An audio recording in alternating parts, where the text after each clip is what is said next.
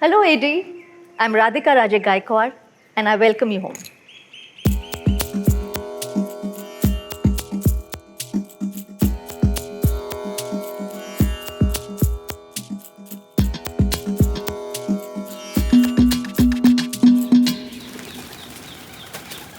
The palace was started in 1879 and completed in 1890. Took 11 years in the making.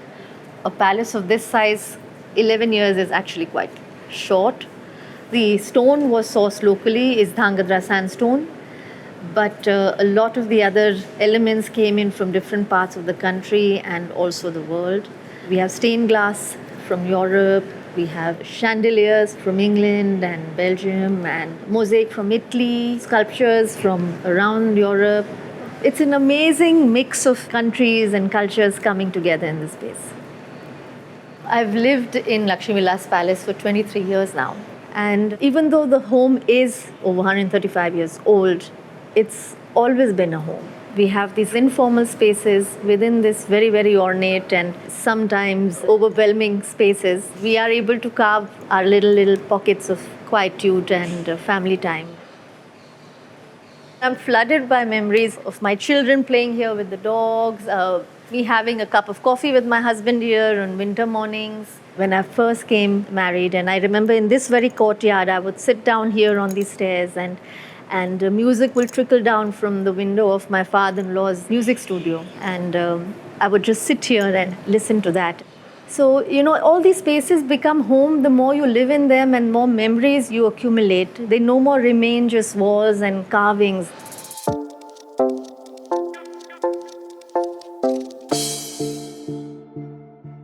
We are now in the grandest and most important public space of the palace. It's called the Darbar Hall.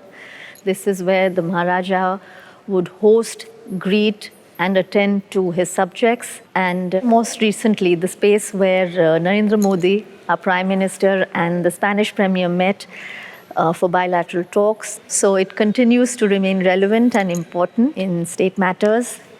This space just knocks the wind out of me every time I walk in here. From the mosaic flooring with its malachite, mother of pearl, to the mosaic with its gold leaf on the walls, which still glints when it catches light.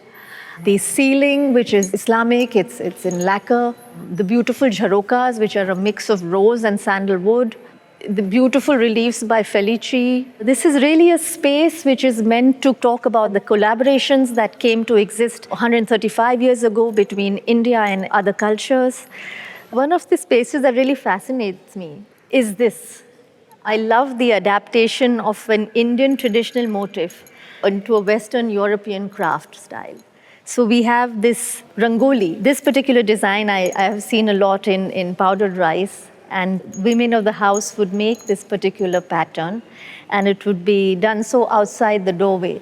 This is very, very special that, something as traditional and intimate as a rangoli is adapted in a mosaic form, done by Italian craftspeople.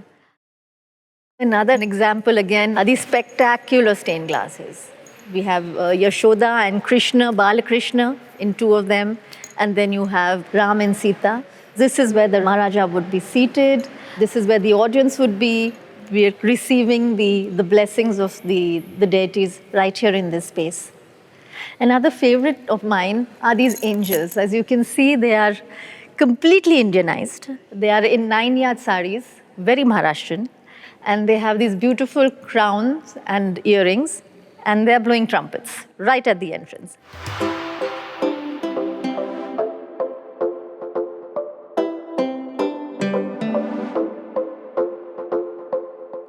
We are now in the most sacred part of the palace. This is the coronation room where the Maharaja is coronated.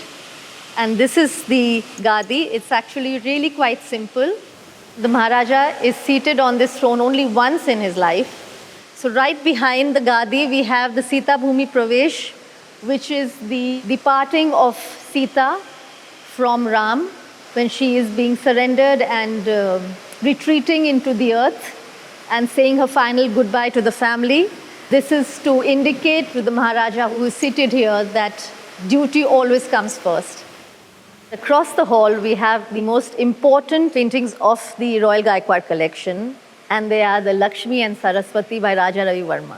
These are the most recognized paintings of Indian mythology, and we have the originals here, and they are basically facing the throne, blessing the legacy and the dynasty. This room evokes a lot of emotions for me. This was the seat of power of the Gaekwad dynasty. It is underplayed by the Gadi, which is very humble and simple, but the artworks that surround this Gadi are indicative of how important this hall was.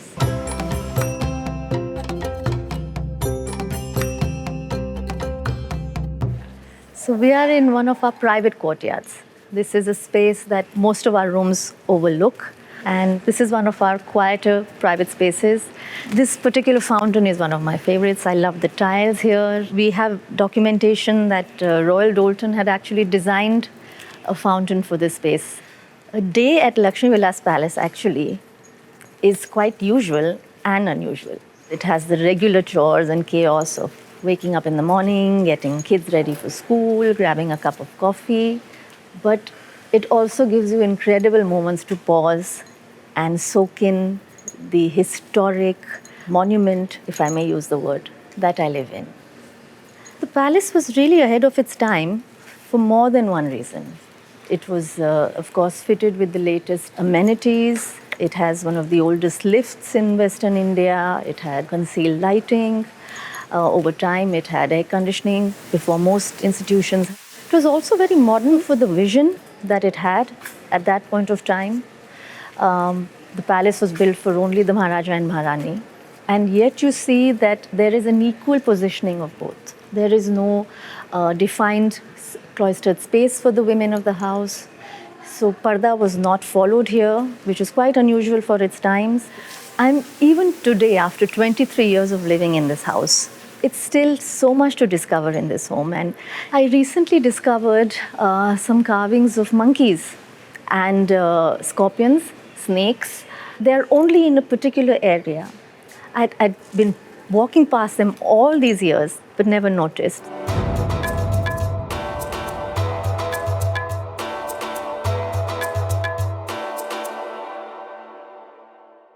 We are now in our private drawing room. This is where we entertain our guests. It's done in the French style. It's got wooden paneling. It looks very much like it did when it was first created for the family. We've got a little bit of personal touch with the cushions. We've got beautiful artworks from around the world. My favorite being these chiseled shells from Italy. I like my time here. I play music. It's a lovely view outside. I get a view of the golf course and the expanse. And of course, the beauty inside. My girls are here with the dogs ever so often on the carpet. It's really a space where we chill and relax. I think this is a space where we've kind of all tried to contribute a little bit of ourselves. I've never been able to, bring in a souvenir, say a tribal mask from Africa and plant it on the walls here.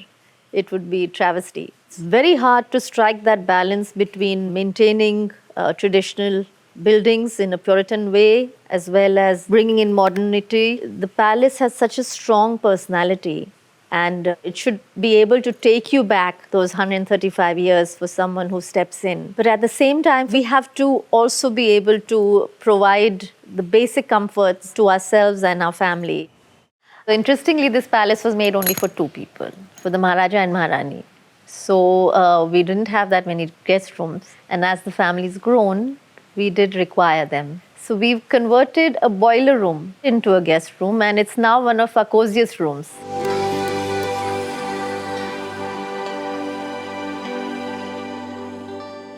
I think if the walls of Lakshmi Vilas Palace were to speak, they would say that this has been a happy home for generations of Gaekwads. Lakshmi Vilas will always be home for us, but as time flies, we also realize that we all need to adapt with the changes that the palace requires. Thank you, AD, for visiting my home. See you again soon.